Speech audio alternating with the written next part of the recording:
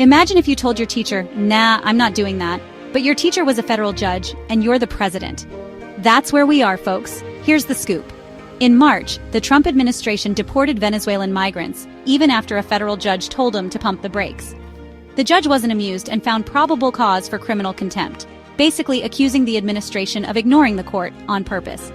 For regular folks like you and me, contempt of court means fines, jail, or a very awkward conversation with your mom. But when it's the president, it gets spicy. Courts can issue penalties, but actually making a president comply is way more complicated, thanks to that whole separation of powers thing. If the president digs in, Congress could step in. Investigations, hearings, even talk of impeachment. History's got a few wild moments. Andrew Jackson once shrugged off the Supreme Court, while Eisenhower actually enforced their rulings. Why is this such a big deal? Because if presidents can just ignore court orders, it chips away at the rule of law and sets a bad example for future leaders. Right now, the Supreme Court says migrants must challenge deportation from where they're detained, not D.C., but Judge Boasberg's contempt case is still making waves. So what's next?